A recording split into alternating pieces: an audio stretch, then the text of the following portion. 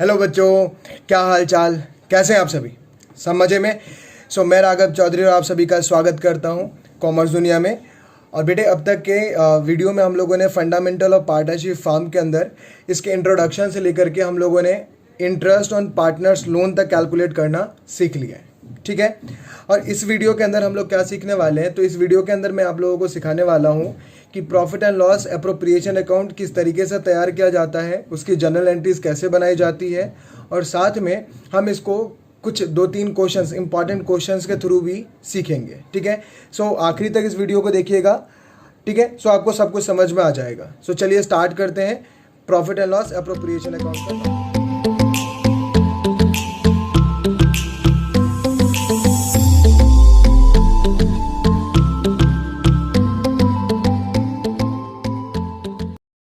बेटे, देखो, ये प्रिपेयर करना है हमें। क्या प्रिपेयर करना है? Profit and loss appropriation account. अब ये profit and loss appropriation account होता है क्या है भाई, पहले ये समझ लेते हैं।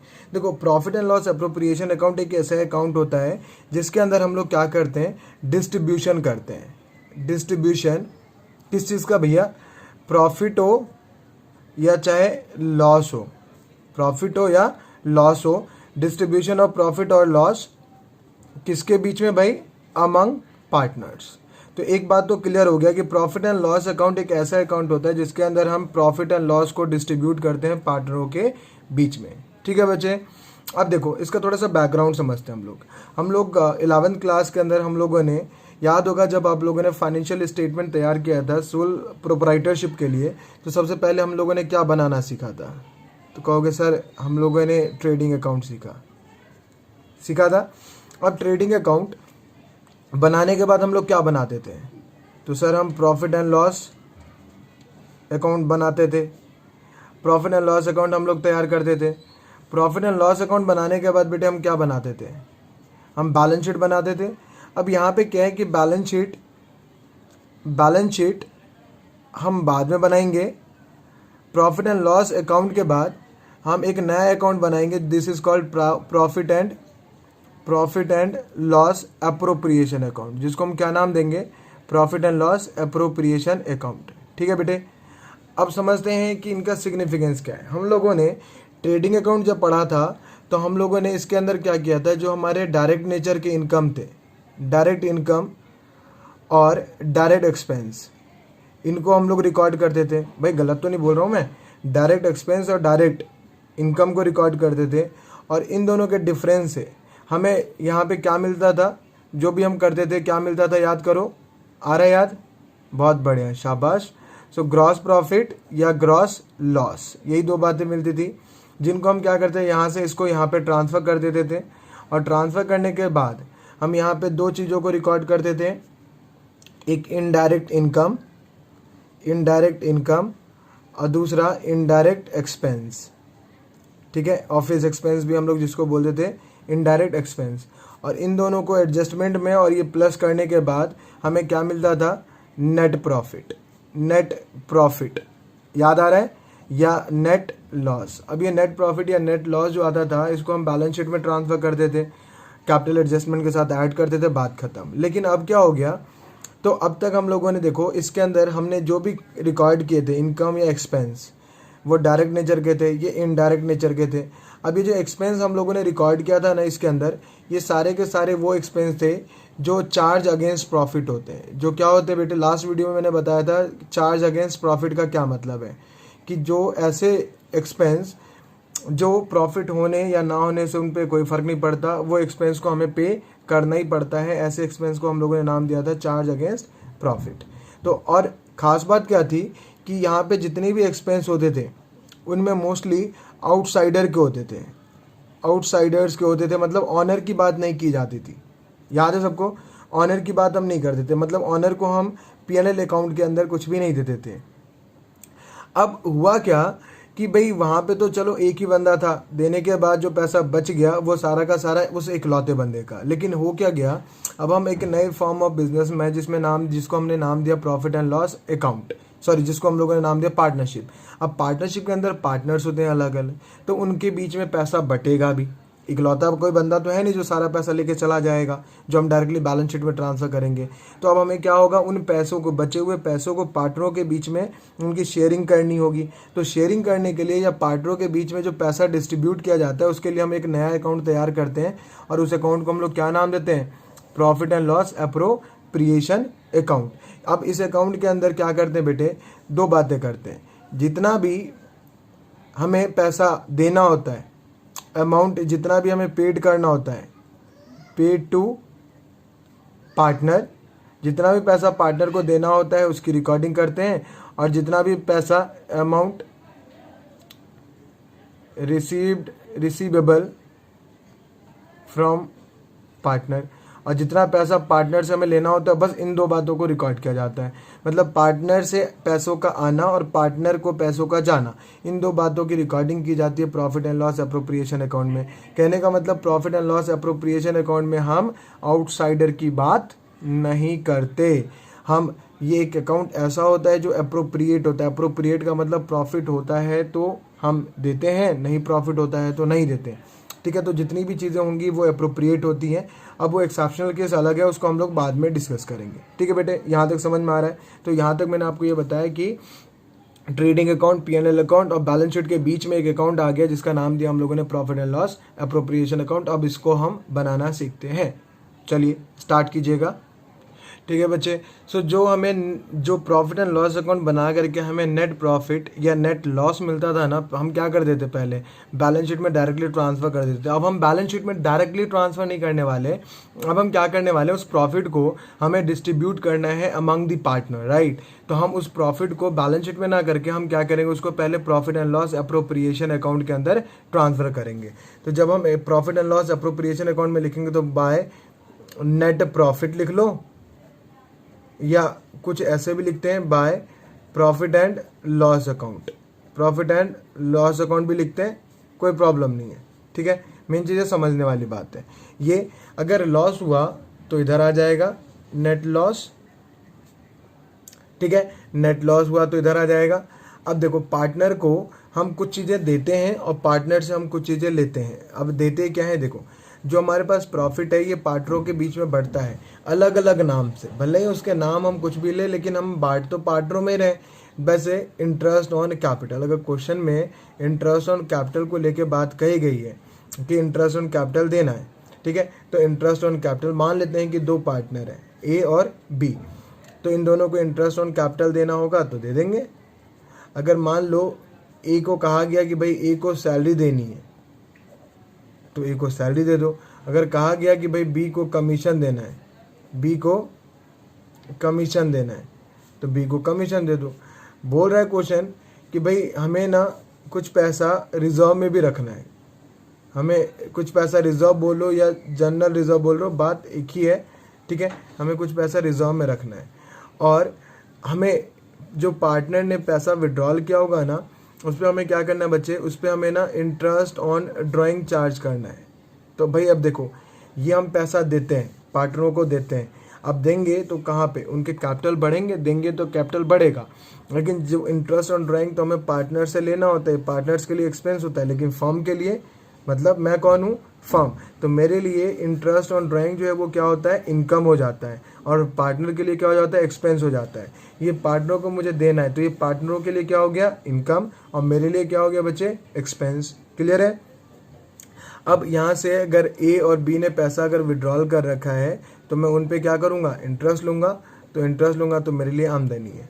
अब एक चीज़ आप लोग नोटिस कर पा रहे होंगे, जो भी चीज़ पार्टनर को मुझे देनी होती है वो डेबिट से दी जाती है, और जो भी चीज़ें लेनी होती है पार्टनर से वो क्रेडिट से लिया जाता है। क्लियर है बच्चे यहाँ तक? अब देखो, हमारे पास इतने पैसे हैं, हमारे पास ये पैसे हैं और हमारे पास ये पैसे गए हैं। ठीक है, हमारे पास ये पैसे गए हैं इंटरेस्ट के नाम से, सैलरी के नाम से, कमीशन के नाम से, रिजर्व के नाम से, जिसको जैसे गया है वो हम लिख देंगे। अब ये पैसे गए हैं, आखिरी में अगर कुछ पैसा बच जाएगा, आखिरी में अगर कुछ पैसा बच जाएगा तो हम क्या करेंगे बच्चे, प्रॉफिट को ट्रांसफ़र कर देंगे। प्रॉफिट ट्रांसफ़र टू कहाँ पे, कैपिटल अकाउंट, कैपिटल। अब ये कैपिटल भी हो सकता है और ये करेंट भी हो सकता है। ठीक है, इसको मार्क कर लो स्टार, ये आगे मैं आप लोगों को एक्सप्लेन करूँगा। Partners, profit transfer to partners capital account या करेंट अकाउंट। अब दो ही पार्टनर है, कौन कौन, ए और बी। तो जो पैसा बच गया वो हम ट्रांसफ़र कर देंगे। अब यहाँ से इसको टोटल कर लो, इधर से ये टोटल कर लो। तो ये हम जानते हैं कि ये और ये हमें as per the matching concept कैसा होना चाहिए, इक्वल हो जाना चाहिए। अगर मान लो जैसे फॉर एग्जांपल मान लेते हैं हमारे पास ये दोनों मिला करके 1 लाख रुपए आता है, और हमने जो पार्टनर को दिया है ये मान लेते हैं 80,000 दिया है टोटल ये मिला करके। तो बताओ, अगर मैं पूछूं आपसे कि बताओ बच्चे कि प्रॉफिट के तौर पे मैं कितना पैसा पार्टनरों के बीच में बांटूंगा, तो आप क्या कहोगे, सर 80,000 और ये इधर 1 लाख, तो आप बचा कितना पैसा, 20,000, यही तो बांटोगे, तो 20,000 आ जाएगा, बात खत्म। अब ऐसा भी हो सकता है कि भाई हमारे पास कभी कभी ऐसा भी पॉसिबिलिटी है कि भाई हमारा जो है ये लॉस भी हो सकता है, ठीक है। तो मैं फिर यहाँ से लॉस करूँगा क्या, transfer to capital account, capital या फिर करेंट अकाउंट, ए और बी के, ठीक है बच्चे। तो ये हो गया आपका profit and loss appropriation account का फॉर्मेट। यहाँ तक एक बार आप लोग अगर कुछ पूछना है तो पूछो। यहाँ तक समझ में आ रहा है आप लोगों को, चलिए बहुत बढ़िया, शाबाश। अब देखो यहाँ पे ये जो कैपिटल है या यहाँ पे ये करेंट अकाउंट, मतलब पैसा जो है प्रॉफिट का जो हमने बांटा है ए और बी के बीच में, वो पार्टनर के ए कैपिटल में जाएगा या बी में जाएगा, क्वेश्चन मार्क है। ये कैपिटल अकाउंट में जाएगा या करेंट अकाउंट में। तो अगर कैपिटल का नेचर अगर फ्लक्चुएटिंग हुआ, फ्लक्चुएटिंग कैपिटल अकाउंट मेथड को अगर फॉलो करेंगे तो उस टाइम पे बेटे हम प्रॉफिट को ट्रांसफ़र करते हैं कैपिटल अकाउंट के अंदर, प्रॉफिट को ट्रांसफ़र करते हैं कैपिटल अकाउंट के अंदर, क्लियर है। और अगर फिक्स्ड मेथड को हम लोग फॉलो करते हैं, फिक्स्ड कैपिटल अकाउंट्स मेथड को अगर हम फॉलो करते हैं तो फिर उस टाइम पे हम दो अकाउंट तैयार करते हैं पार्टनर्स के लिए, एक कैपिटल अकाउंट और दूसरा करेंट अकाउंट। तो फिर यहाँ पे हम करेंट अकाउंट में पैसा ट्रांसफ़र करते हैं। अच्छा, नहीं समझ में आया कोई बात नहीं, ठीक है, कोई बात नहीं। अगर नहीं समझ में आ रहा है तो भी कोई प्रॉब्लम नहीं है, क्योंकि आगे इसको मैं डेप्थ में एक्सप्लेन करने वाला हूँ जब कैपिटल को हम प्रिपेयर करना सीखेंगे तब, ठीक है। यहाँ तक आप लोगों को समझ में आ रहा है। अब क्वेश्चन उठता है सर इसकी जर्नल एंट्रीज कई बार पूछ लेते हैं पेपर में, तो जर्नल एंट्रीज कैसे डेवलप करते हैं। तो आप लोगों ने पढ़ा हुआ है जर्नल एंट्रीज, राइट। सो लेजर से जर्नल एंट्री कैसे बनाते हैं आपको पता है, एंटी क्लॉकवाइज। तो अगर मैं इसके बनाऊंगा तो ये प्रॉफिट मुझे कहाँ से मिला, प्रॉफिट एंड लॉस अकाउंट से। ये प्रॉफिट की एंट्री बनाओ तो क्या कहोगे, profit and loss account debit to, profit and loss account debit to profit and loss appropriation account. Anti clockwise ऐसी तो बनता है एंट्री, एक एंट्री। दूसरी entry profit and loss appropriation account debit, हमने क्या किया है, इंटरेस्ट अगर दिया तो profit and loss appropriation account debit to interest on capital account, ठीक है, दूसरी एंट्री। तीसरी एंट्री में आप क्या करो, इंटरेस्ट ऑन कैपिटल को हम इनके ए और बी के कैपिटल अकाउंट में दे देते हैं और या करेंट अकाउंट में दे देते हैं। So interest on capital account debit to A and B. अब उसके बाद जो है वो ए का सैलरी देना है, कमीशन देना है, रिजर्व रखना है, इन सब का जो है anti clockwise P and L appropriation debit to individual को आप कर सकते हो। और इन दी एंड जो चीज़ें हम पार्टनरों में बांट देते हैं उसकी हम एंट्री बनाते हैं profit and loss appropriation account debit to A's capital account या बीज कैपिटल अकाउंट, या अगर कैपिटल का नेचर हुआ फिक्स्ड तो A's current account, B's current account. और इंटरेस्ट ऑन ड्राइंग अगर लोगे तो interest on drawing account debit to profit and loss appropriation account. और ये इंटरेस्ट ऑन ड्राइंग हमें मिला कहाँ से, तो ए के करेंट अकाउंट से या बी के करेंट अकाउंट से या इनके कैपिटल अकाउंट से। ये डिपेंड करेगा, ये आपको हर क्वेश्चन में चेक करना पड़ेगा कि कैपिटल का नेचर क्या है, फिक्स्ड है या फ्लक्चुएटिंग है। ये थोड़ा सा आगे हम समझेंगे इस बात को, ठीक है। तो यहाँ तक आप लोगों को समझ में आ रहा है। चलिए आगे मूव करते हैं हम लोग, इसकी जर्नल एंट्रीज में आप लोगों को एक्सप्लेन करता हूँ अच्छे से, ठीक है बेटे। देखो अब हम लोग क्या कर रहे हैं, हम लोग जर्नल एंट्री बनाना सीख रहे हैं, ठीक है, profit and loss appropriation account का, कि जनरल एंट्रीज कैसे बनाते हैं profit and loss appropriation account से। तो सबसे पहले काम हम लोगों ने क्या किया कि हम प्रॉफिट लेके आए प्रॉफिट एंड लॉस अकाउंट से। प्रॉफिट या लॉस दोनों ही चीज़ें हो सकती हैं, कोई प्रॉब्लम नहीं है, ठीक है। अगर प्रॉफिट लेके आए तो आप क्रेडिट साइड में ट्रांसफर करोगे पी&एल अप्रोप्रिएशन अकाउंट के, तो क्या कहोगे, profit and loss account debit to profit and loss appropriation account, profit and loss appropriation account. अब यहाँ से आप बीइंग के साथ नरेशन लिख सकते हो या हटा के भी लिख सकते हो, कोई प्रॉब्लम नहीं है, ठीक है। कि भाई ये profit and loss transfer from P&L account to P&L appropriation account. अब दूसरी एंट्री में हमने मान लेते हैं, लेट से अगर लॉस हो गया तो इसी का रिवर्स हो जाएगा, ठीक है। सो अगर लॉस हो गया तो appropriation account debit to P&L account.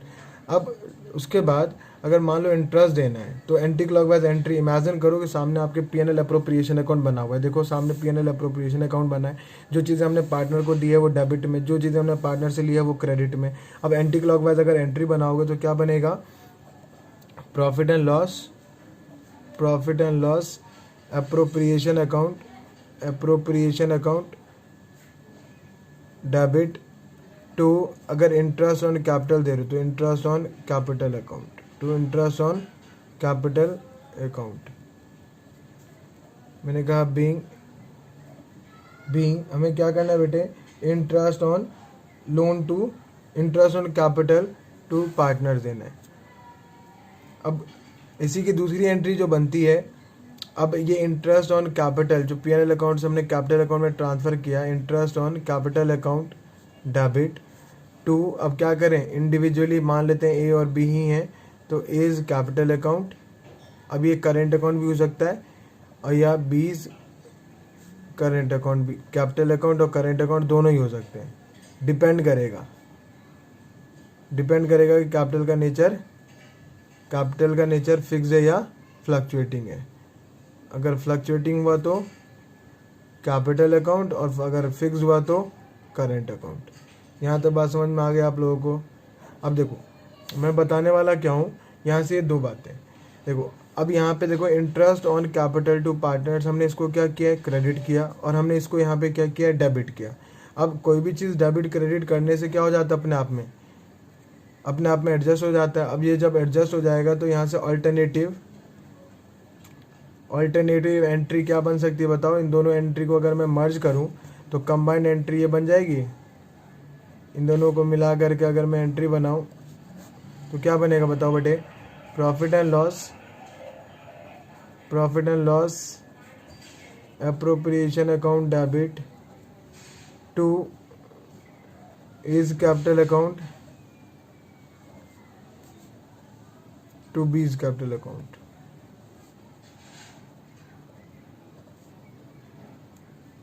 ठीक है जी। सो ये दोनों एंट्री की जगह पे आप इसे भी बना सकते हैं। होप सो ये बात आपको समझ में आ रही है, यहाँ तक समझ में आ रहा है। उसके बाद हर ट्रांजैक्शन में आप दो एंट्रीज बना सकते हो, लेकिन आप नॉर्मली एक ही बनाना, ठीक है, क्योंकि टाइम बचेगा इससे। तो फिर मैं क्या कहूँ, अब अगर मान लो सैलरी देनी है तो profit and loss appropriation account debit to किसको भाई, इज कैपिटल अकाउंट, डायरेक्टली दे दो, ठीक है, क्योंकि सैलरी में यहाँ पे डेबिट क्रेडिट करता तो मैंने डायरेक्टली दे दिया।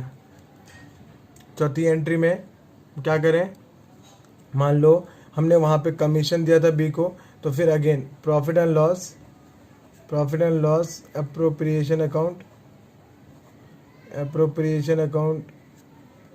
Debit to B's capital account.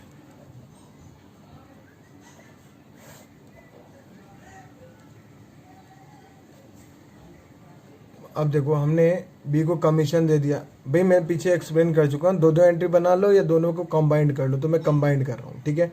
उसके बाद हमने रिजर्व बनाया, तो profit and loss appropriation account, देखिए शॉर्ट मत लिखिएगा पेपर में, profit and loss appropriation account debit to reserve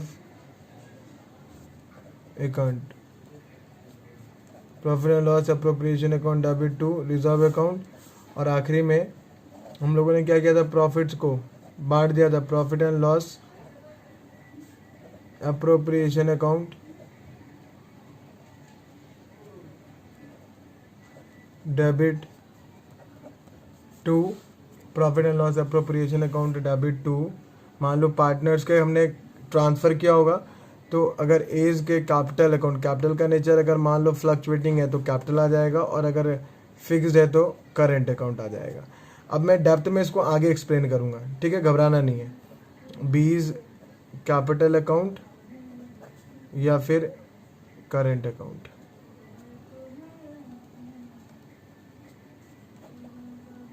ठीक है। अब एक चीज़ मैं मिस कर गया हूँ, इंटरेस्ट ऑन ड्राइंग का। तो देखो एंटी क्लॉकवाइज बनाओ, एंट्रीज बनाओगे तो क्या होगा भाई, आप जब एंटी क्लॉकवाइज एंट्री बनाओगे तो 2 एंट्री बनेगी। एक पहली एंट्री तो आप क्या कहोगे, interest on drawing account debit to profit and loss appropriation account, पहली एंट्री। दूसरी एंट्री में फिर क्या कहोगे, profit and loss interest on drawing account debit, A's capital account, B's capital account debit to interest on drawing account. तो यहाँ से मैं क्या करूँ बताओ, एडजस्टेड कर दूँ तो क्या बनेगा, इंटरेस्ट एज, इनके अकाउंट से पैसा काट लेते हैं ना, एज कैपिटल या करेंट अकाउंट डेबिट, बीज कैपिटल या current account debit to profit and loss appropriation account.